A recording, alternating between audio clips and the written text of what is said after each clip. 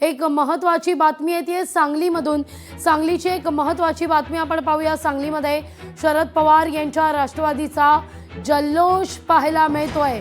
ईश्वरपूर नगर परिषदेमध्ये उमेदवार आघाडीवर आहे आणि या ठिकाणी शरद पवार यांची राष्ट्रवादी जल्लोष करताना दिसतेय।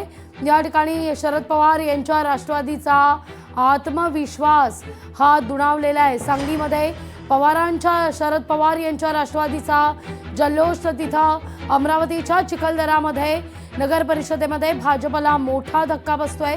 काँग्रेसचे उमेदवार शेख अब्दुल शेख हैदर हे या ठिकाणी विजयी झालेले आहेत। नगराध्यक्षपदी 461 मतांनी शेख अब्दुल शेख हैदर हे विजयी झाल्याची या ठिकाणी बातमी समोर येते। भाजपचे विद्यमान नगराध्यक्ष राजेंद्र सोमवंशी यांचा पराभव आहे। मुख्यमंत्री देवेंद्र फडणवीसांच्या सभेनंतर सुद्धा या ठिकाणी पराभव झाल्यानं या सगळ्यावर चर्चा होतीये। भाजप आता 110 वर पोहोचलेली आहे, तर तिथं शिंदेची शिवसेना 49, दादांची राष्ट्रवादी 36, काँग्रेस 34, तर ठाकरेंची शिवसेना 9, शरद पवार यांची राष्ट्रवादी देखील 9 समान जागा। महाविकास आघाडीमध्ये ठाकरेंची शिवसेना आणि शरद पवार यांच्या राष्ट्रवादीला, तर इतर 19 जागांवर आघाडी घेताना दिसत आहेत। इथं भाजप मात्र 110 पार जाताना दिसतीये। तर या सगळ्या संदर्भात आता प्रतिक्रिया सुद्धा समोर येत आहे। सरोज अहिरे यांच्याशी संवाद साधले आपले प्रतिनिधी महेश महाले यांनी। नाशिकमध्ये राष्ट्रवादीच्या प्रेरणा बलकवडे यांनी विजय मिळवलेला आहे ना। आपण या ठिकाणी जर बघितलं तर विजयी जल्लोष हा सुरू करण्यात आलेला आहे। आमदार सरोज अहिरे यांनी खरं तर भगूरमध्ये विशेष असे प्रयत्न केलेले होते। ताई, काय सांगणार आज तुमच्या प्रयत्नांना खरं तर यश मिळालेलं आहे।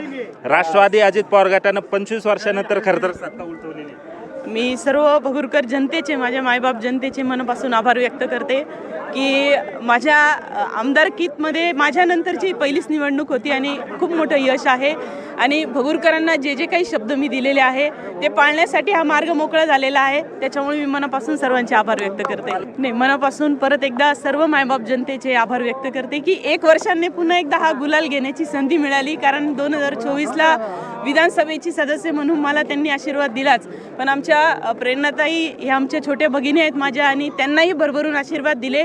आणि आम्ही दोघी बहिणी मिळून भगूरकरांसाठी मनापासून सेवा करणार आणि सर्व प्रश्न सोडवणार याची आपल्याला सर्वांना खात्री देते। आपण बघतोय का भगूरकरांचं जे स्वप्न होतं ते खऱ्या अर्थानं आता सत्यात उतरलेलं आहे। आणि एकूणच जर बघितलं तर भगूरकरांच्या अपेक्षा पूर्ण करणार असल्याची प्रतिक्रिया आमदार सरोज अहिरे यांनी दिलेली आहे। महेश माले, लोकशाही मराठी, नाशिक। लोकशाही मराठी ऐका, पहा, जागरूक रहा।